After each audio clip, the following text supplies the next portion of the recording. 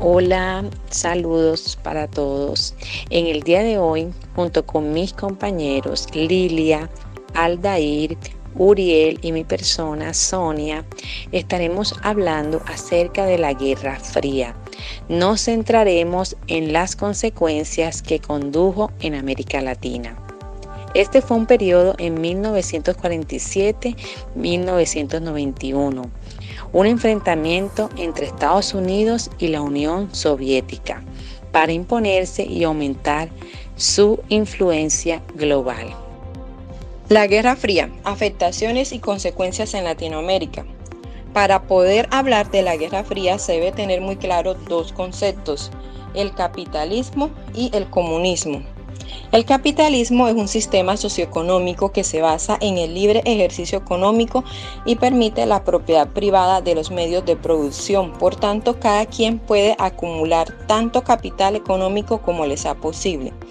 Por otra parte, el comunismo es un modelo socioeconómico que propone una sociedad sin clases sociales, como también sin propiedad privada. Por tanto, el Estado es quien controla y organiza toda actividad económica y se encarga de distribuir equitativamente los recursos entre sus pobladores. Vamos a hablarles sobre los impactos negativos que tuvo la Guerra Fría en los países latinoamericanos. La Guerra Fría fue algo global que se dio en el año 1947 y el año 1991. Fue algo que se dio a nivel global y afectó lo social, lo político y lo económico, dejando a estos países Latinoamérica como con una despensa muy pobre para su sostenimiento. Entonces, pues, es algo relevante que se debería mencionar. Bueno, Uriel, entonces vamos a hacer una pequeña contextualización sobre este tema tan importante para el mundo. La Guerra Fría fue un periodo de tensiones políticas, económicas y militares que tuvo lugar desde la Segunda Guerra Mundial y duró hasta principios de la década de 1990. Esto fue una rivalidad entre dos grandes potencias, como ya mencionamos, Estados Unidos y la Unión Soviética, caracterizada por la potencia ideológica, la guerra de armamento, la formación de bloques de países aliados, la OTAN y Pacto de Varsovia. Esos son aspectos muy importantes por rescatar en este tema tan importante. Sí, ahí continuando con lo que tú dices, la guerra se dio de forma global en todos los continentes después de la Segunda Guerra Mundial. Uno de los puntos más significativos fue la inclusión de la Revolución Cubana en el 1959, que estableció un gobierno de izquierda en Cuba. Otro fue el golpe de Estado que se dio en Chile en 1973, derrocando a su presidente, resultado de la invasión de Estados Unidos en el territorio. Un tercero fue el crecimiento del movimiento de grupos socialistas en América Latina. Y el cuarto, la revolución sandinista que se dio en Nicaragua en el 1979 como aliados de la Unión Soviética. Entonces todo esto repercutió de manera negativa en el continente americano.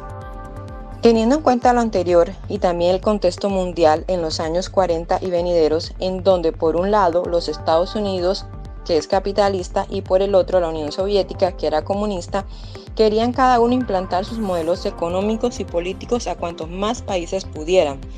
Los Estados Unidos se dedicó a reconstruir a una gran cantidad de países europeos después de la Segunda Guerra Mundial, con el fin de demostrar que su modelo político-económico era el mejor para el mundo.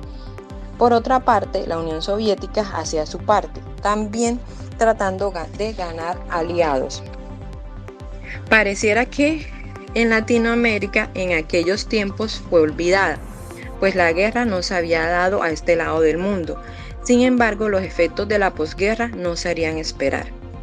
Los efectos de la Guerra Fría no se hicieron esperar en América Latina. Los Estados Unidos estableció en 1946 una Escuela de las Américas en Panamá, con el único fin de adiestrar militares de todas las nacionalidades, con el propósito de impedir a toda costa que el comunismo permeara su patio trasero, tal como lo mencionó el doctor Raúl Domínguez Martínez en su documento La Guerra Fría en Latinoamérica. Sin embargo, se comenzaron a formar y a levantar grupos de personas con pensamiento distinto al capitalismo e imperialismo yanqui. Es así como comenzaron a surgir en Paraguay y Guatemala líderes y guerrilleros comunistas. Posteriormente se daría en Brasil, México, El Salvador, Chile y Cuba. Cabe tener en cuenta que cada vez que emergía un líder o grupo socialista, inmediatamente era perseguido. En algunos casos eran expulsados y otros asesinados. Los casos más relevantes en América Latina fueron en Chile y Cuba.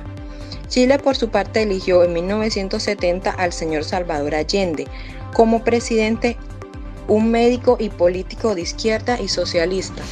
Entre tanto, en Cuba, en 1959 el señor Fidel Castro llegaba al poder al derrocar la dictadura de Fulgencio Batista.